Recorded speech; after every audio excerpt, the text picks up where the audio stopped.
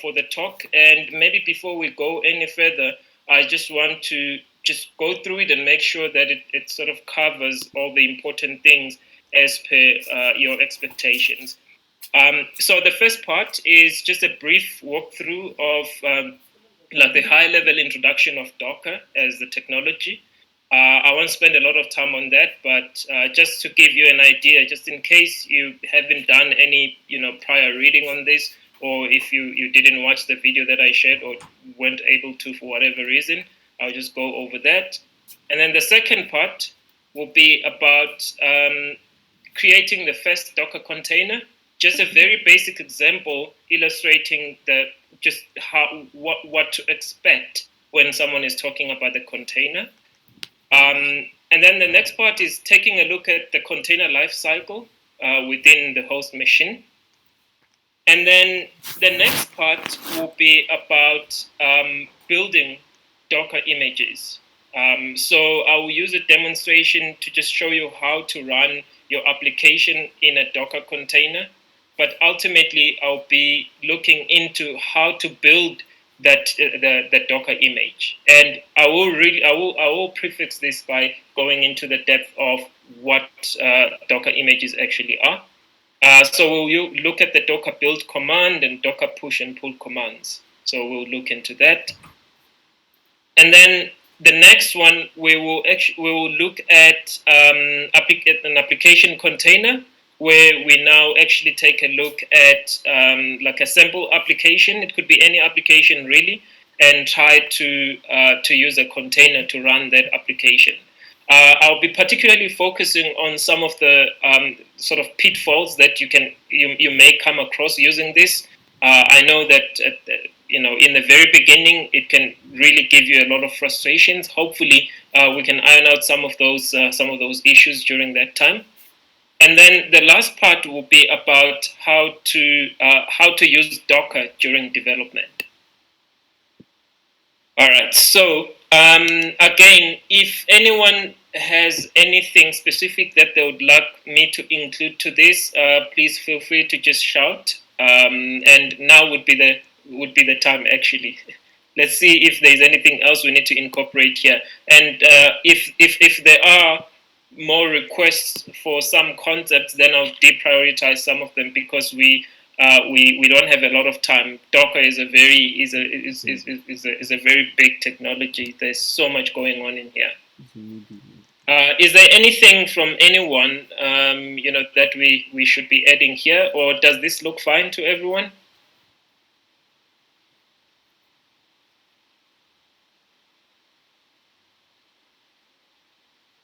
I'm hoping the silence actually means everyone is agreeing.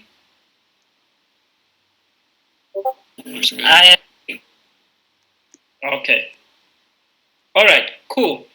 All right, so let's get started. So first of all, Docker has become one of those, very popular technologies, and it's actually the one technology that really popularized containers, at least for me, because prior to Docker, I didn't actually know about the concept of containers. So when Docker really came into the scene and became popular, it was really when I actually got acquainted with the underlying technology itself.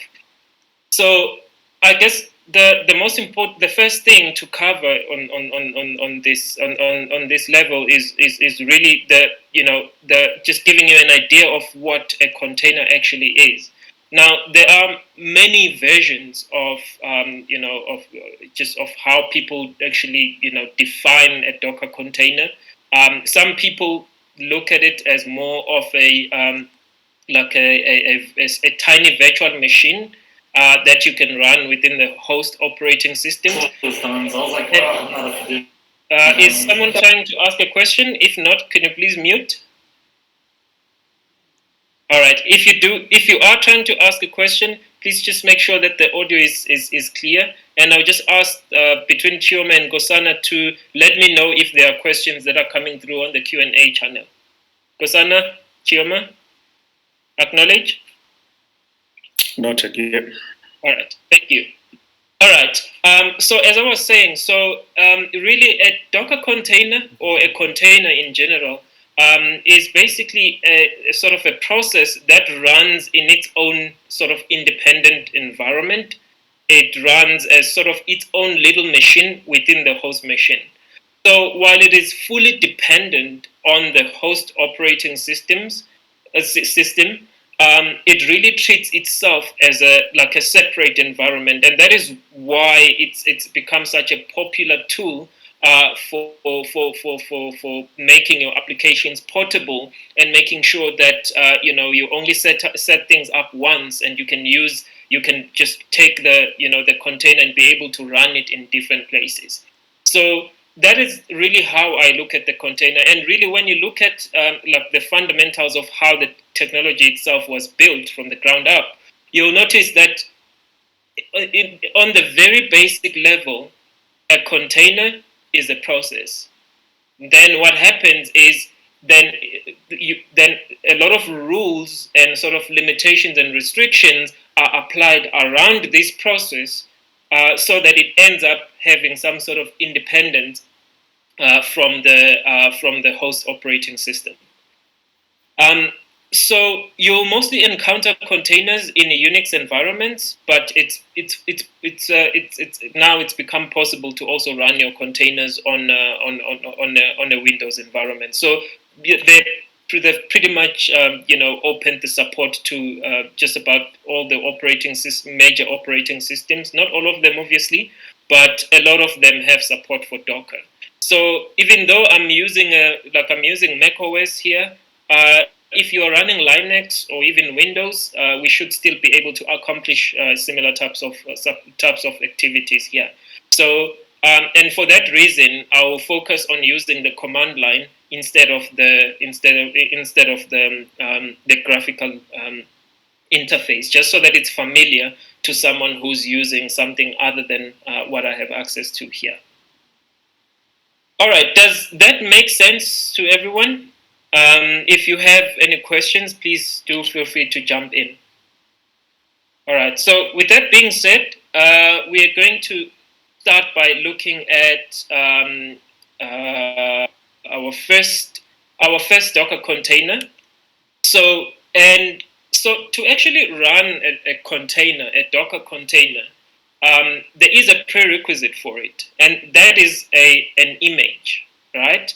So an image is basically a snapshot of a previous container, or some sort of snapshot of maybe the base operating system, that then allows for the container itself to have its own isolated environment on top of the host operating system. So Docker and the community around Docker has put in a lot of time to develop Docker images, especially base images that anyone can use. So you can on this same machine, I can run a Docker container in Ubuntu. I can run a Docker container in Kali. I can run a Docker container in just about any other Linux operating system. And even Windows, by the way, you can run a Windows process, a Windows container on a Mac or on Linux. And the images really are what makes Docker portable, and they are really what saves you the time, because as an image is a snapshot of the container at a specific point, and then you can take that snapshot and publish it on a general registry, so that you can be able to pull it on another machine and then spin up the container from there.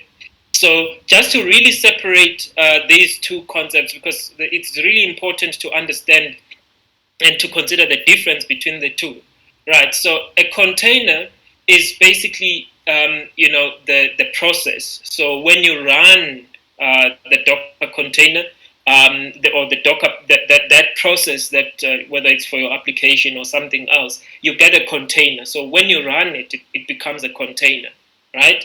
But when it's not being run, when it's being transported around, it's an image, right? So, and that is why you can take an existing container and build an image out of it, and then you can carry it around to different machines, so that you can be able to run it there. I hope that helps clarify things in terms of just the difference between those two, because it is very fundamental and very important in terms of understanding the majority of the Docker concepts.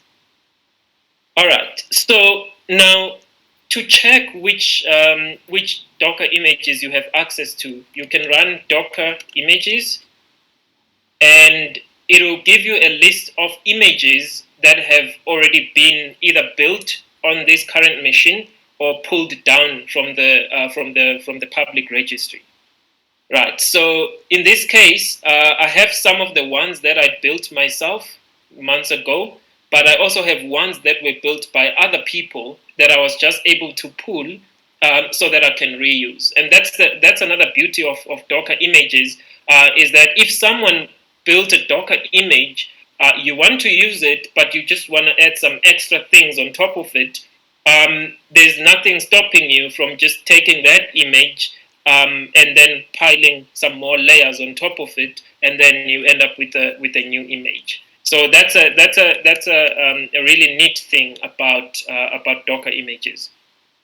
So now to run your container, you will need a command called docker run, right? So docker run creates a container and then runs the container, right? So now if I, for instance, do docker run, and then here I will need, by the way, you can always do docker run -h. Let's see. Help to see what's available. Obviously, this is a lot of options, and sometimes it can be overwhelming. So let's just take it one chunk at a time. So to run your container, you can use docker run and then the image here, right? And to find your images, you run docker images, right? So from my docker images command, I know that I have, a couple of images that I can use already. So I'll pick this one, BusyBox. It's a very tiny base image that the Docker community has put together. So I can use it to run. BusyBox is like it's like a small Linux distro. So I can actually run my Linux commands inside of BusyBox. For example, I can run docker run BusyBox. Who am I? Right? And when I run this, it prints out root. But if I run who am I on my host machine, it prints out a different host name. This is just an example. This is just a demonstration that this command was run in a different environment than this host environment. And I mean, there's a whole lot that you can do with this. For example, if you want to do something more interactive with your Docker container, I can use the very same command, docker run, but supply a switch to it and say IT, interactive and terminal. And then I can say BusyBox, if I can type. And maybe I can say bash. Not sure if it has bash set up. Right, doesn't know that command. Let's see. All right, so I have shell now.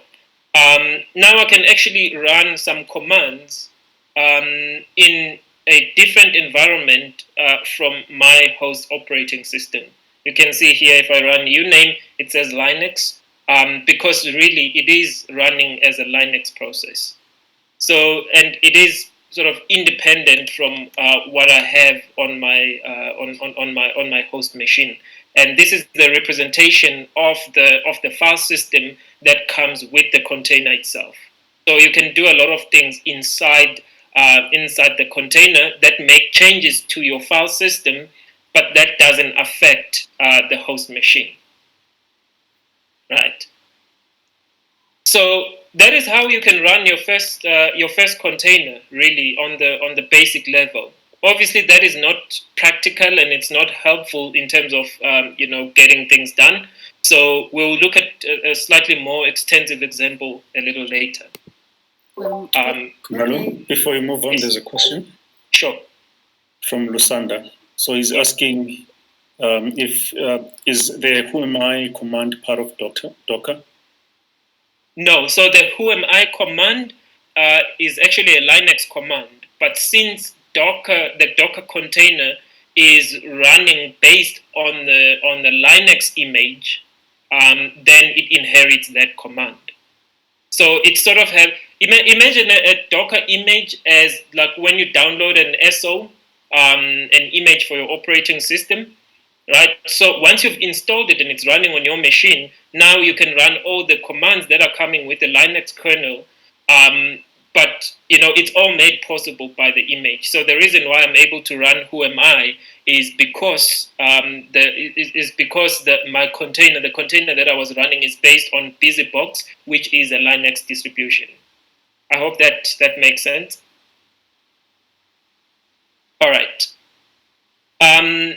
So if you want to just ask a question, you don't always have to type. It can make things easy, so just unmute yourself and ask, especially if the audio is clear and you don't have interruptions in your background. But thank you for the question. All right, so the next thing to look at is the Docker lifestyle. The container not lifestyle, life cycle. So right now, right, I can run Docker PS, which is a command you run to see all the containers that are running, right? This can be a little tricky in the beginning because sometimes you run Docker PS and you don't see anything. Like right now, I've ran a couple of containers, but running Docker PS, I'm not finding anything. Is someone trying to ask a question?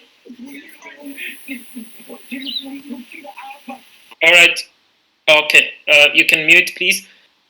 All right. So now this is one of the things that really had me going in the beginning because I would like freak out and not know what happened to my Docker containers. Just remember, so a Docker container is a process, and once it's finished doing what it's supposed to be doing, it stops running, and that is why when you run Docker PS, you no longer see the Docker containers. But you can actually supply a flag on this command and run docker ps-a to see commands that you ran before. And you can see they're all saying exited, created, exited, right? So it means that containers are still there, but they're not running as processes. And you can actually rerun the same container by using docker start, because now it's been created, and then you can supply either the ID or the name of the container itself, right? And when you start it, it can run in the background, but depending on the command that you supplied to it, if the command does one thing and then exits, then if you run excuse me, if you run docker ps again, you'll see that it seems like it's disappeared again. And again, the reason for that is because the command that it ran was who am I, and then it quit. So it just did that and returned, and that's why it starts and then stops. So the reason why I'm spending so much time explaining this is because it's important to your understanding of Docker, excuse me, and how you use it. So a Docker container, it depends on the main process. So if you run the main process that returns immediately, then your Docker container will just run and stop immediately. You have to be running like a long running sort of command for it to stick around and remain running. So for example, if you have let's clear this out. If you have, let's run another one. So say docker run excuse me, busybox, then let's say sleep sleep 10, right? So if I hit enter, you see it looks like it's blocked, right? And that is actually because it's waiting for these 10 minutes to to lapse, and then it stops. And that is why now you can see that it's gone away.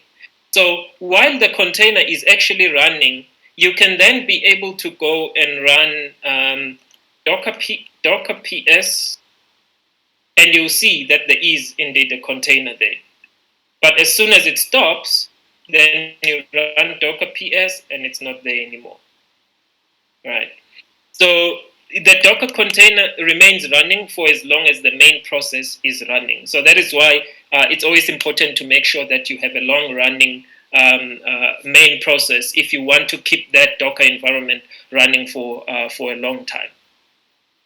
All right, so as you can see, you can start a container, you can stop a container, but also you can delete containers that you no longer need. For example, we have all these containers now that we created that we may not need anymore. So you can just copy the ID and do docker rm, pass the ID and hit enter. So now the next time I run docker ps -a, you'll see that I now have 4 containers instead of 5. Now, here's another important thing. If I run a container and then do some important work inside that container, when I eventually delete the container, it's gone for good, right? So that's another important thing. So which is why you're not supposed to run the container and then put your code inside and code inside the container. You're not supposed to do that, because as soon as that container is deleted, that work is gone. So Docker containers are stateless, and you'll see how we can work around this in a bit. Right. So that just covers a short introduction to the container lifecycle. All right. Do we have any questions / comments as we move to the next section?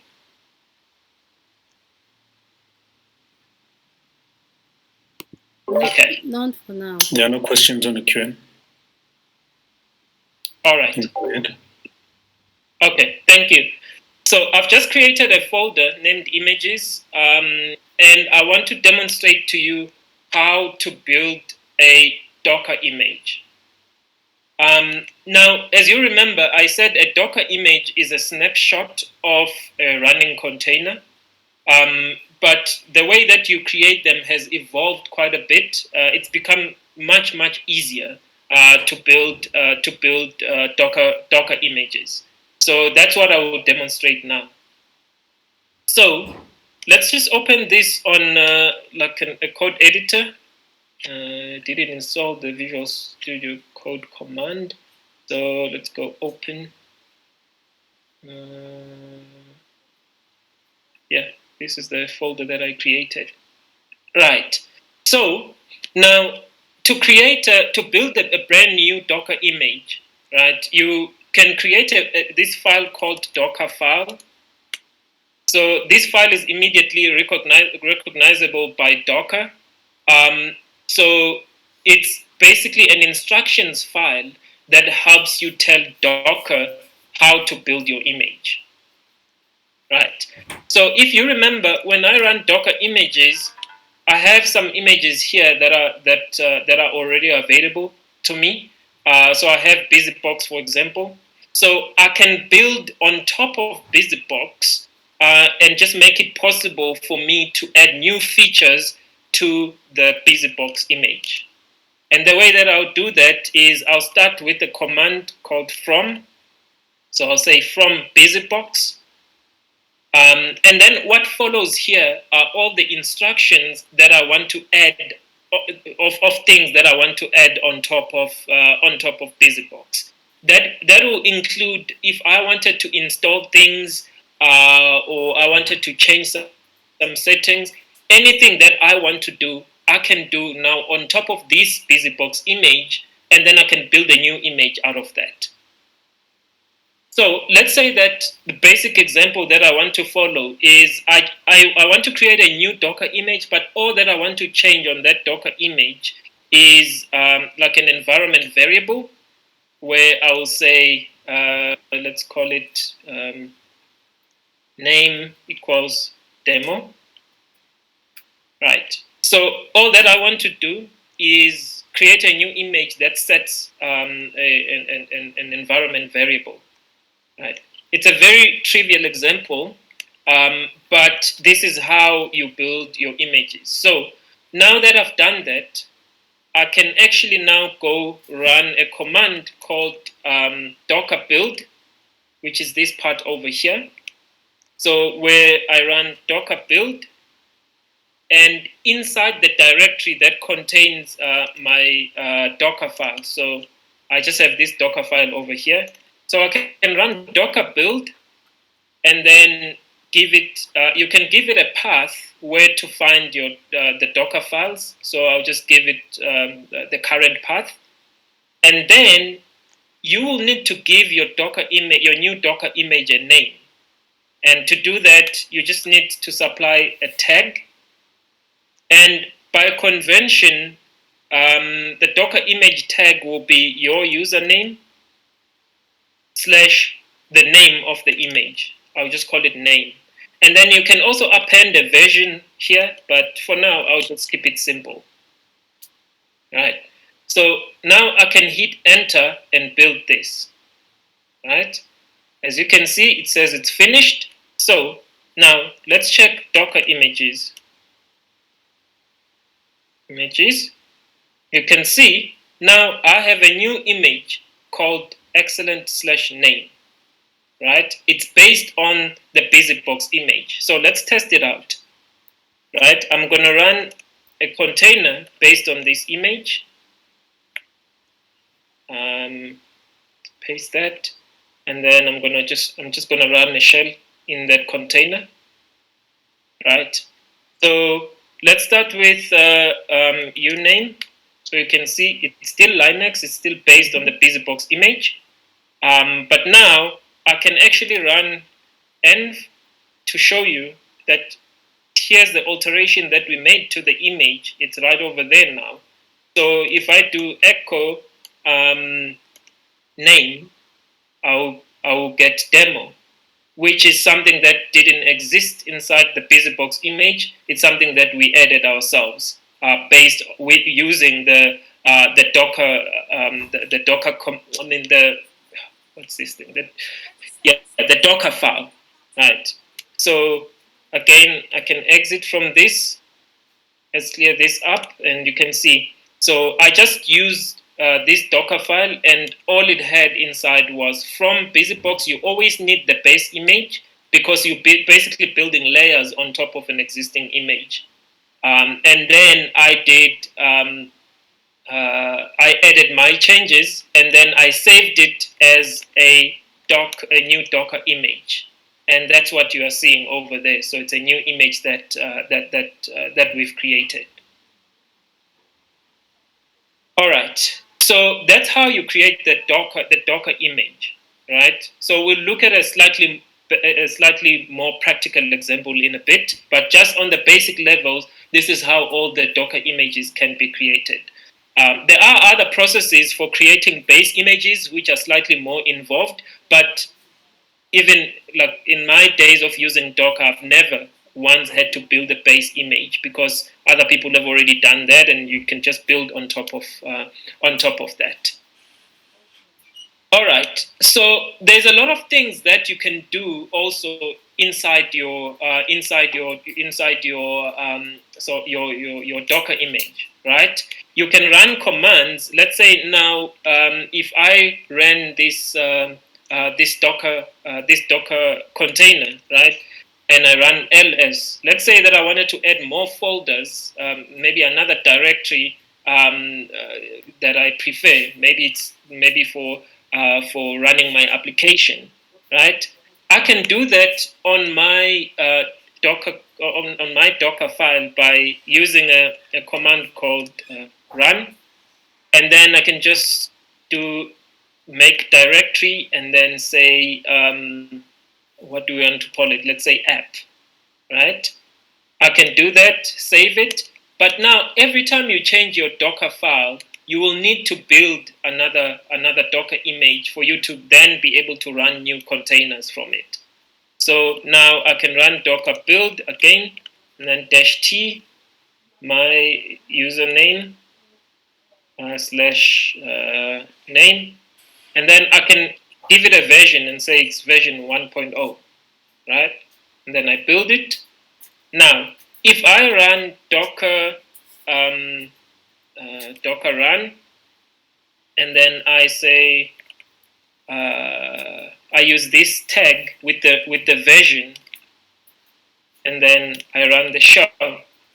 So now, if I run my ls-l, there should be a directory named app now in my Docker container because I added it to the image, and that's how you make changes on based on an existing Docker image. All right. So when I'm satisfied with this, and let's say that I now want to share this with someone else, I can run Docker push, and then I can just supply this. If I'm already logged in on this machine, so it will allow me to just push this to the Docker registry, which is another important concept. So a Docker registry is like a hub where you can push your Docker containers to, and then Docker images, where you can push your Docker images to. You can upload them to that hub, and then you can then be able to pull them down on a different machine, right? So, excuse me, if you're working in a team and you are in charge of setting up the Docker image for development, you can set it up and then push it to a registry where your colleagues can then go and download it, and then you have the very same environment. So there's a lot of options when it comes to Docker registries.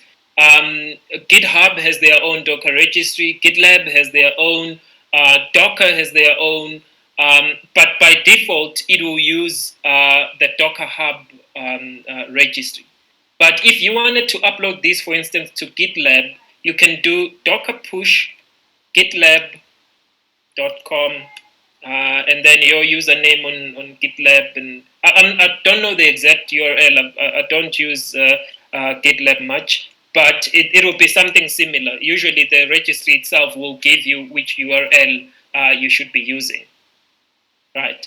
So if you've logged in on that, on that registry, you can then come here and do docker push, and then you can push the image to that registry. And so I'm using Docker Hub here. Let's see if it will show my image. It's still pushing. Yeah, it's done now. Let's see. Yeah, you can see. Now I have a Docker image. By the way, anyone, if you want to go and pull this down and try out what the commands that I was running, feel free to do that. It's excellent/name, and then you'll be able to get the Docker image. So that's how you go about sharing your Docker images. So depending on the license on your Docker Hub or any other registry, it can allow you to keep private images or public images. It's all up to you, so that you can maintain some sort of access control around the images. Otherwise, by default, they will be public. All right, so that's basically how you build the Docker image, and that's how you would then push the Docker image. Right, so the pulling part is easy. You just do Docker pull, and then you put the tag for your image, which is username, image repository, and you can supply the version if you want, or you can just say latest to get the latest build of that image. So if you then go and run this, it will pull down that Docker image if it already exists. You can see here it didn't find this one, so I can put this one that I know I already have. So, and if you try to pull that down, on my machine, obviously it shouldn't get anything new because I already have it. But if you haven't done this before, that's how you then get a new Docker image. All right. So, do we have any questions so far? Because I'm about to just go on to something that I think I'll just bundle these two in the interest of time. But these are really the important parts in terms of understanding how to do practical things with your Docker images. Do we have any questions/comments? Let's do another vocal check just to make sure that I'm not talking to myself. We hear you. All right. And also, I was just looking at it. I'm trying to follow here on the terminal as well on my side. Yeah. Okay. Okay, great. All right, thanks everyone. So let me now move to like an application example.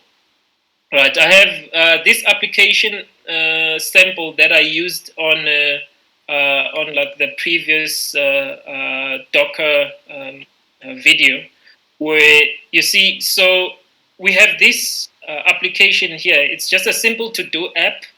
It's running in Flask, and now you can build a Docker image that basically takes your application, packages it into an image, and then you can be able to ship that and share it with other people. So let's explore that example here. Let me just make this bigger. By the way, the code part really doesn't matter. This could be anything. It can be any type of application. Really, what I'll be focusing on here is this side, right? The Docker file side. So, just another important note here is why would you want to do this, right? So, and the one of the biggest benefits of using Docker is that if an image is already built, then it means that you don't need to build a new one, right? So even if your project depends on very specific requirements, like for instance, most projects will have dependencies, right? To run this project, I don't need to know to install these dependencies. I don't even need to have Python to run a Python application as long as I have the right image for it. So how you build that image is first you will start with the base image. Here it says from Python 3.8, and then there's a command called copy that copies your current contents of of your application. I mean, you can supply any path here. So this is source and destination. So this one is basically copying everything on this current directory and putting that inside the application, inside the image under a directory called slash app, and you can mark that as the default directory. So in other words, whenever you run the container that was built from this process, it will default to this as the home directory in a way. So when you run your commands, it will assume this as a starting point. But here's the most important part. You can run pip install, which is a command that is used for Python to install dependencies. So these dependencies will then be installed inside the container, inside the image itself. And then you can supply other information, like for example, you can add environment variables. You can add which command to actually run when you boot up your container, right? So these two work together. I'll get into these if we have time in the end and show you what's the difference between the two and what it is they're actually doing. But for now, let's try to build this, right? So we can do again docker build current directory, and then we can say tag my username slash demo, and then let's say 1.1.0, right? So we can build this. So you'll see it will actually go run the real command pip install and run and go through the installation process to make sure that in the end, if I run Docker images, I will end up with a Docker image called demo, built 8 seconds ago, and this will actually be able to run my application. Right. So we can put that to the test by running Docker. Let me just check the name of the image so that I don't forget. I'll copy it. So now you can run Docker run. You can supply the image tag and run your application, right? And as you can see, it's running a Flask application, and it has everything that it needs to actually run, right? So that's like a basic example of how to run the application container. But this is really just the beginning, because there are still some pitfalls that you have to really be careful of around this process, and we'll look at that in just a moment. So right now you can see, so we're looking at the application container. So now you've created your application container, right? But one thing that you'll notice, even though it says it's running, it's giving you this link, this IP address, and the port where the application itself is running. So if you click on this and try to open it, you will find out that nothing happens, right? It will give you error 0, connection refused, because your host operating system or your host computer doesn't know who this is. It doesn't know it doesn't know that there is a Docker container that's running here on this IP that's exposing an application on port 5000. And this is one of the things that will really frustrate you if you don't understand it, because you will follow the instructions from given by the author of the image or something like that. You run everything, it all looks fine, and in the end it says all you have to do is click on this link and voila, your application is running, right? You click on the link, it does this, right? So this is very common, and there is an explanation to it. So the reason why it's doing this and it's not finding the application is because Docker itself implements a new network interface in the background. So that is the interface where all the containers attach themselves. So as a result, when it's exposing port 5000, it's not exposing port 5000 on your local machine, right? It's exposing port 5000 inside the container. So, but we are trying to access this container from outside, from the host machine, and that is why it's complaining, right? So you can actually prove this by looking at, so while the application itself is running, you can run commands inside that container, right? And to do that, you can just do, so let's see the container first. Docker PS, you can see that we have, let me just hide this. You can see that we have our Docker container running. And again, the reason why it stays running, it's because it's based on the long running process, which is our server here. So what I can do is I can do docker exec-it, which is an execution command where I can then be able to run commands on an existing container, right?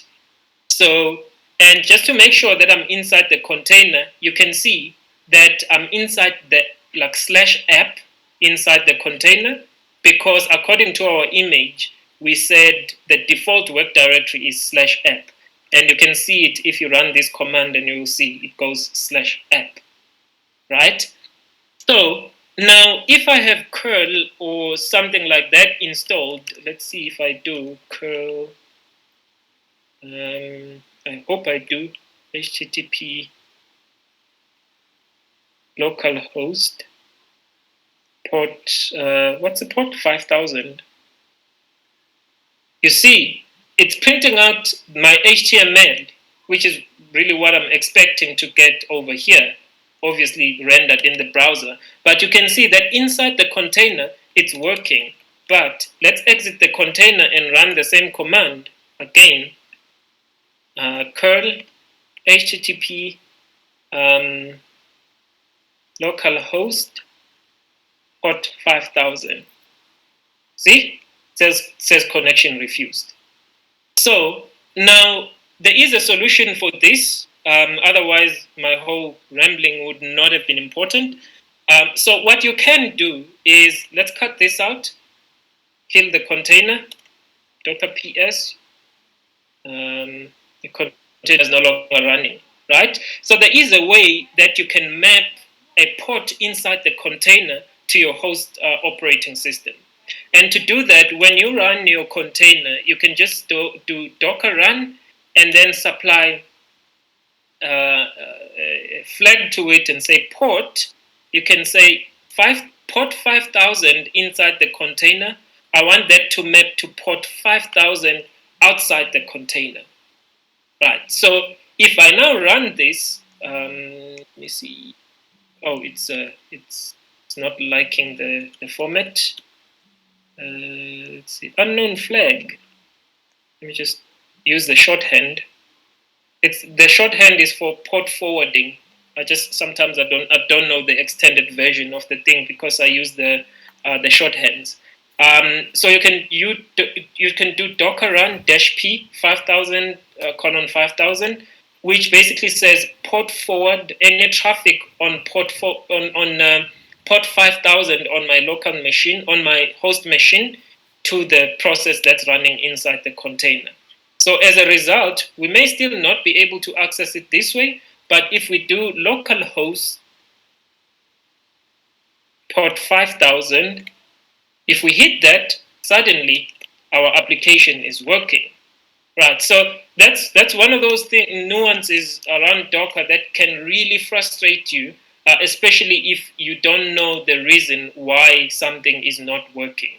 So port forwarding is very important when it comes to Docker. Right, so this is the part that we were tackling now. Do we have any questions so far? I'm getting close to the end, and I must apologize for the time.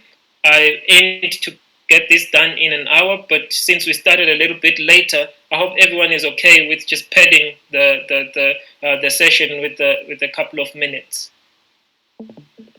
All right, so that is port forwarding into the container. So now you can see your container is running, and you can route traffic into it. So the next important thing here is that you see, so my application actually has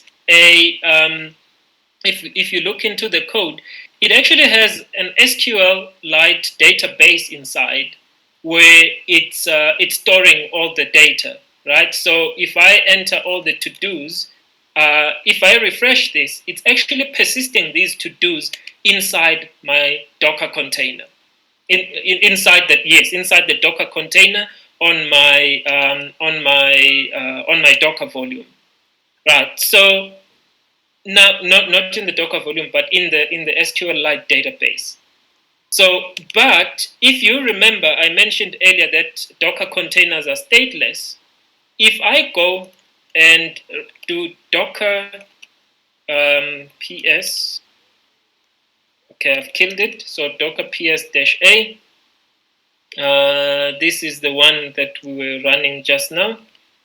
So I can do docker rm to remove it completely, right? And then let's run a new Docker container. Right. And hit refresh, and all of a sudden all the data is gone. So if you are keeping any important data, like your databases and all these things inside of the container, this can be a big problem, because it means every time that you recreate your Docker container, you will lose the data that was persisted before. So the solution for this is creating what is called the Docker volume.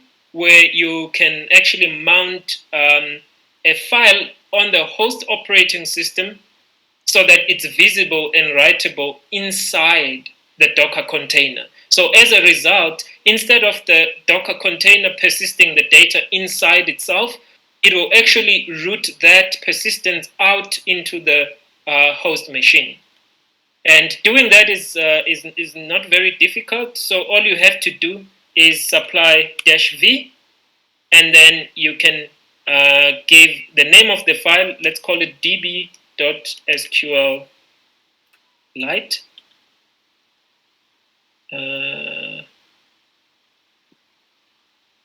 Yeah.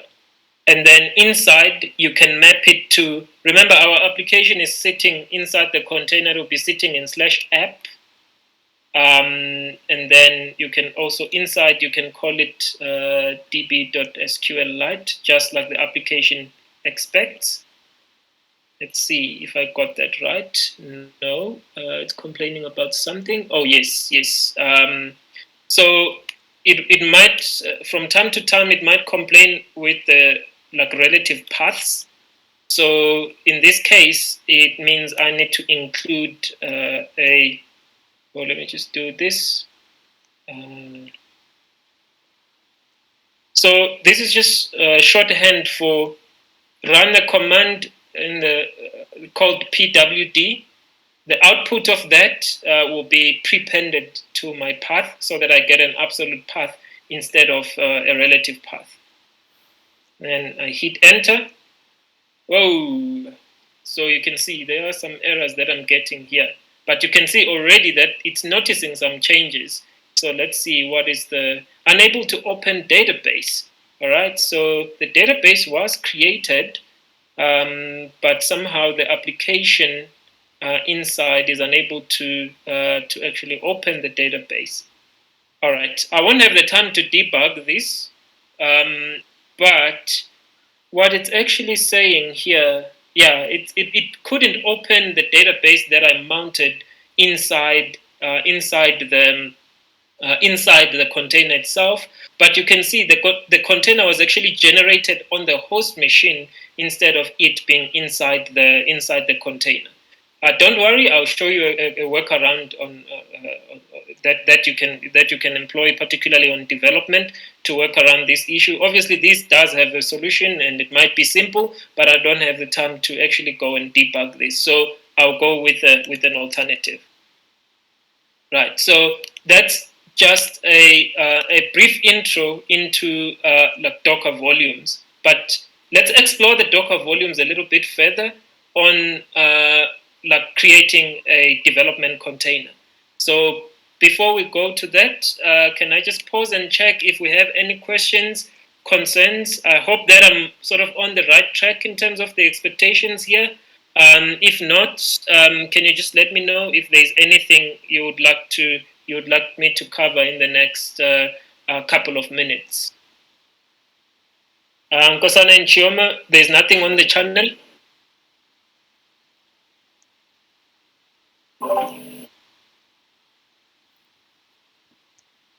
Okay, there's nothing on the channel.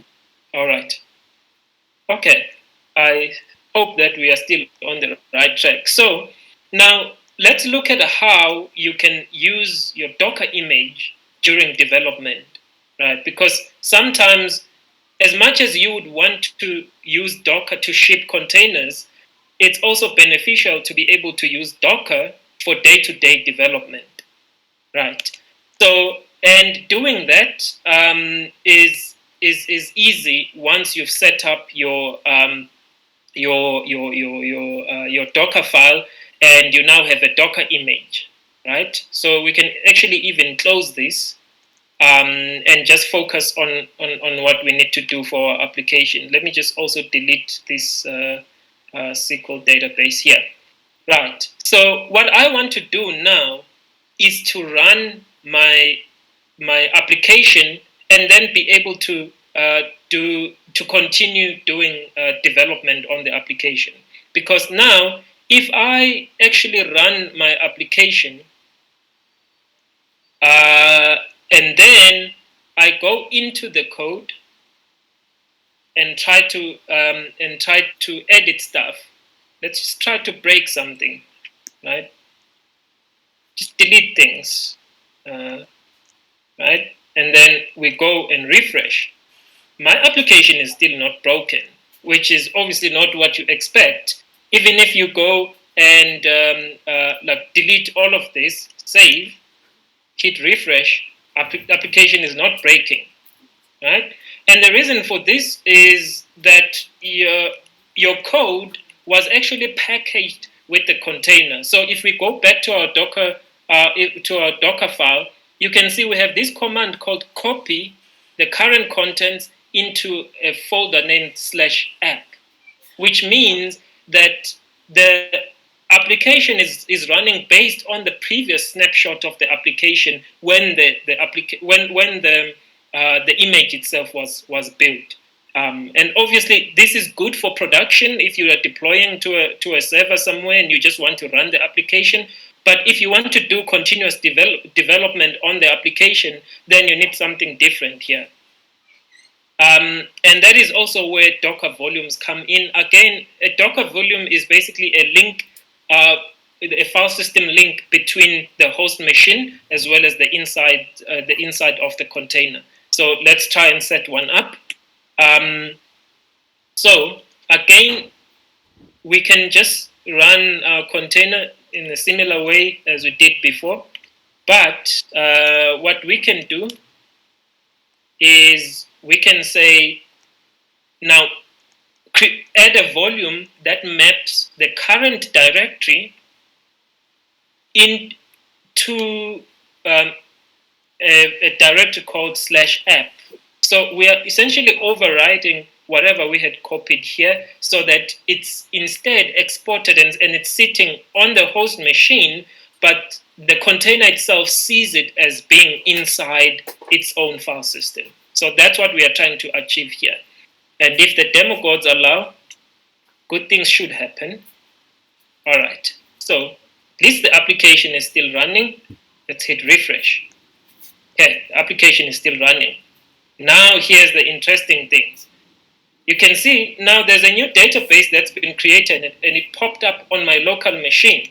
So which means that if I add stuff here, they are actually being persisted on a database that is on my local machine. And therefore also, if I go and edit the code, let's break some things again, delete this H1, save, refresh. You see, now it's gone. And I can go in here and start developing and add things to my code. And it's running inside the Docker container, but I'm able to make my edits outside of the Docker container. And this means, this is actually important because it means now my Docker container has become totally disposable, right? If I kill it and I delete all my Docker containers, right? -a-q. If I delete all the Docker containers, Docker ps, right? And now if I run Docker ps-a, nothing is there, right? If I go and rerun that Docker container, go and hit refresh, you see my application looks exactly the same because now the data inside the application itself, inside the container on that volume is being persisted on my local machine, on my host machine, instead of the Docker container. So Docker containers can come and go and should be stateless and disposable so that you are then able to do something like this. Right, so that is really where the Docker containers become really powerful, especially for development, because you can set up a Docker image, share it with your teammates, and they don't have to go through the setup themselves. They just pull it down, run it, mounting their project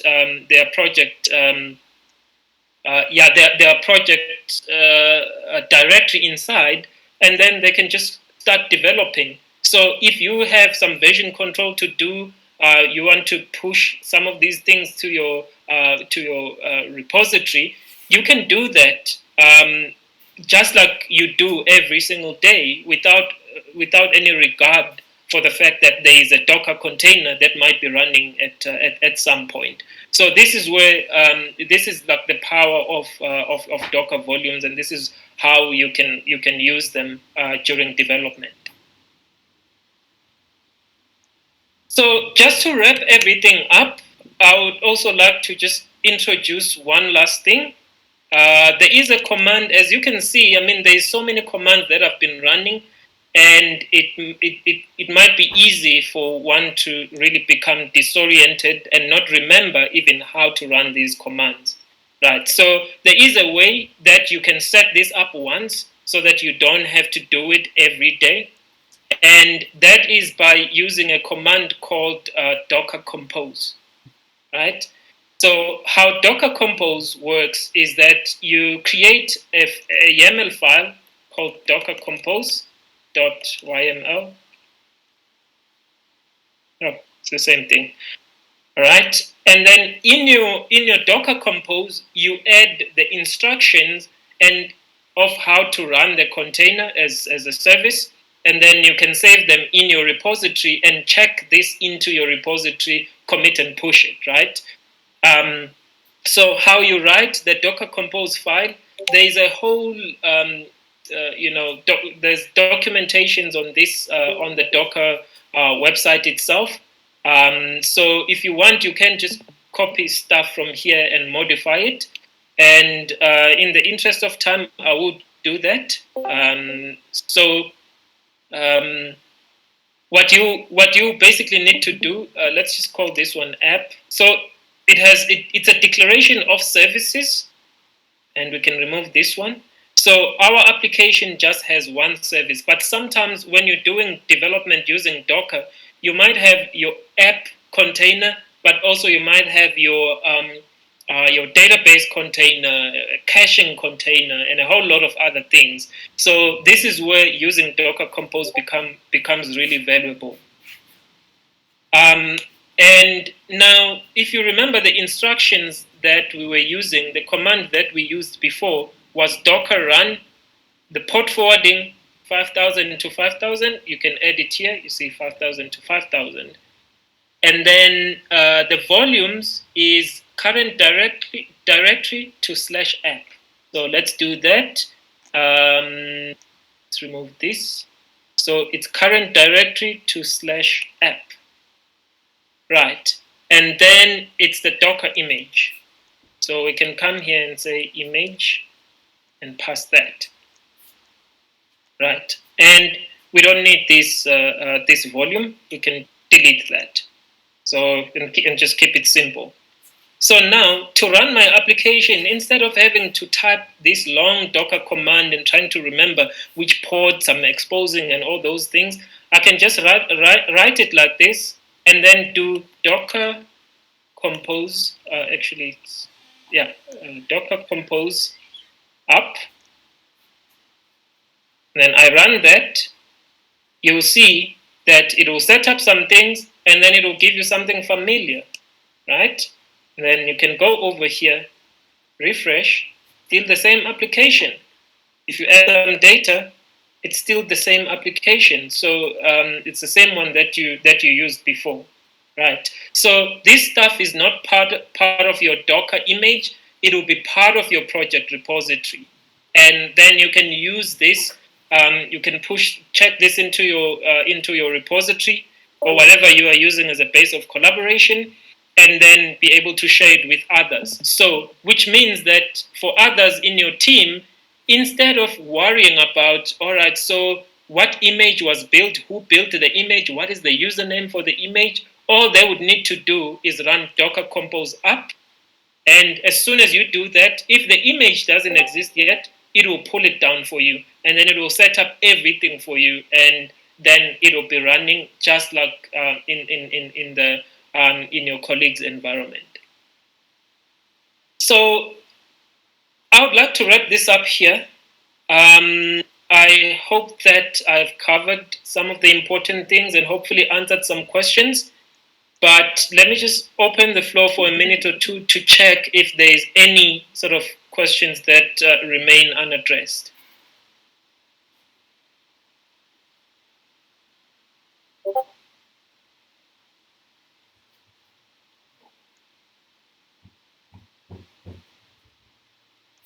I hope that I'm not talking to myself. Any questions from anyone? Hi, good afternoon. Sir. Oh, good afternoon. Go ahead. Igor here. I'm sorry I'm getting late. I didn't notice that we were having the discussion in this channel. But Oh, sorry, Igor. I had a question about running my app on the Docker on the local host, right? So I built my app. Let's say it's a web or it's an endpoint that I'm running using the EGB. And I want to change some configurations on the on the on the server configuration, right? So how do I manage to do that inside the container? Because sometimes what I see is that I do my configurations outside the container and then I push inside the container. So is there a way to work directly inside, or is just the right flow to go from the outside the container and then push the modifications? Well, all right. So, are you finding yourself having to run? You can. It's okay. You can mute Igor. I think there's some background noise. I'm not sure if it comes from your side. All right. Okay. So, from what I'm understanding, you often find yourself running Docker copy to sort of copy things into your container. I think it's actually someone else. Nkosana, I think that noise comes from your side. Can you please mute?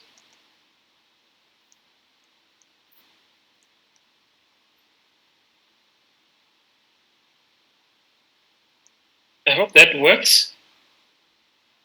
I hope I didn't mute myself. Igor, I'm just confirming that. So you're finding yourself having to modify config files and then copy them into the container. Is that correct? Yeah, that's the exercise that I'm doing. Okay. All right. So as soon as you are having to do that, yeah, it means there is something wrong there. So the container itself, either you can build, you can copy the configurations while you are building the image. Excuse me. So you can do something like this in your Docker file and do copy config into maybe inside the inside of the container, right?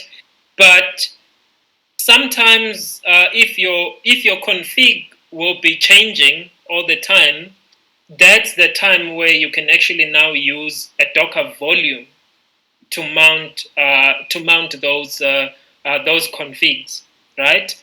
So just like we did with this with these examples here, you can now add another volume and say maybe the path to your configs is slash configs, and then you can mount it inside a folder named config, right? You can modify it like this.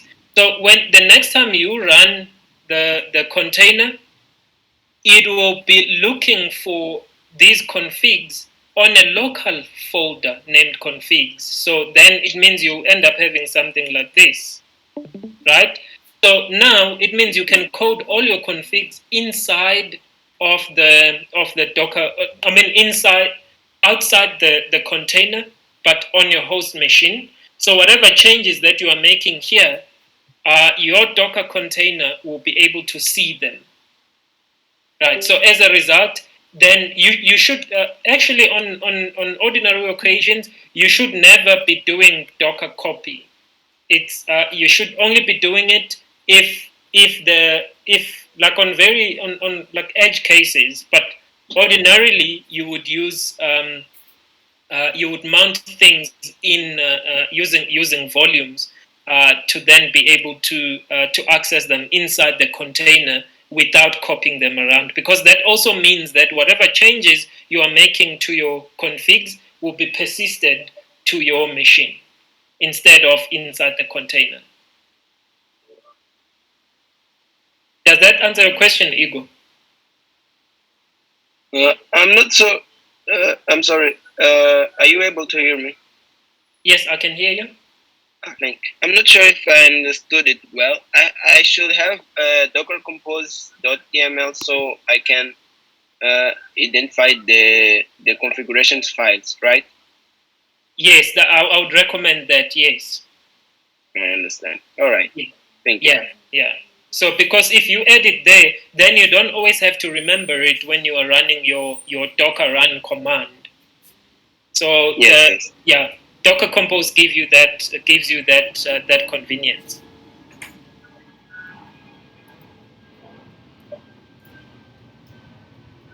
All right. I'm not sure when this was. Is the registry also where the base images can be? Yes. So yeah. I see. This was already answered. All right. So I would assume that we don't have any further questions. If there is anything else, we'll keep the Q&A channel. So still do put things in there, and I will try to make some time to answer some of those Docker specific questions. But yeah, I think I hope that does the topic some justice. As you can see, Docker is it's a very big application with a great deal of complexities and as well as new concepts. But I hope that there was something there for everyone. And yeah, that is all from my side, really. Mbuso, just to check on your side, was there anything that you wished could be covered? I'm not sure. I think that you've covered everything that we actually needed on our side as the We Think Code students. Unless somebody else would like to say anything regarding that, would like to add it. But on my side, I've gotten the spark that is needed to just play around with this, because I learn better when I see and then when I play also with it. Absolutely, yeah. All right, cool. All right, thanks everyone. That will be the end of our session. Thanks again for making the time, and have yourself a good afternoon/evening.